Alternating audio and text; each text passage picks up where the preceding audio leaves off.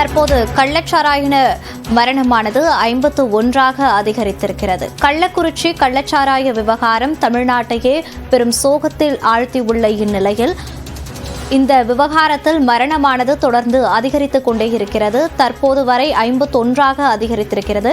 இது குறித்த கூடுதல் தகவல்களோடு நமது செய்தியாளர் திருமலை இணைகிறார். வணக்கம் திருமலை. தற்போது இந்த மரணமானது 51ஐ தொட்டிருக்கிறது. இது குறித்த கூடுதல் விவரங்களை பதிவு பண்ணலாம். மோனிஷா, கள்ளக்குறிச்சி மாவட்டம் கருணாபுரத்தில் கள்ளச்சாராயம் குடித்து பாதிக்கப்பட்டவர்கள் கள்ளக்குறிச்சி, புதுச்சேரி மற்றும் விழுப்புரம் ஆகிய மருத்துவமனைகளில் அனுமதிக்கப்பட்டிருக்கின்றனர். இந்நிலையில் அங்கு உடல்நிலை மோசமானவர்கள் மேல் சிகிச்சைக்காக சேலம் அரசு மருத்துவமனையில் கொண்டு வரப்படுகின்றனர்.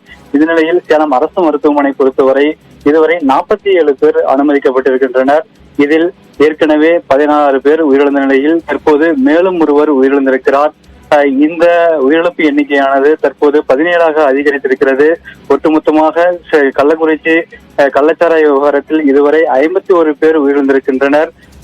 இந்த நிலையில் சேலத்தில் மட்டுமே 17 பேர் வரை இதுவரை உயிரிழந்திருக்கின்றனர். குறிப்பாக நேற்று வரை 15 பேர் உயிரிழந்த நிலையில் இன்று நண்பகல் சங்கர் என்பவர் உயிரிழந்தார் சிகிச்சை பலனின்றி. இதைத் தொடர்ந்து தற்போது ரவி 60 வயதுடைய ரவி என்பவர் தற்போது சிகிச்சை பலனின்றி உயிரிழந்திருக்கிறார்.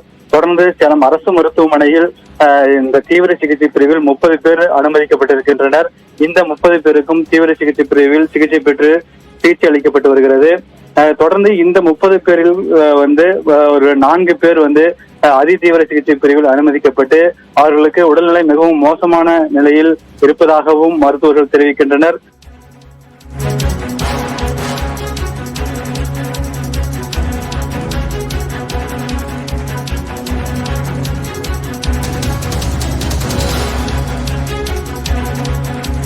விவரங்களுக்கு நன்றி திருமலை.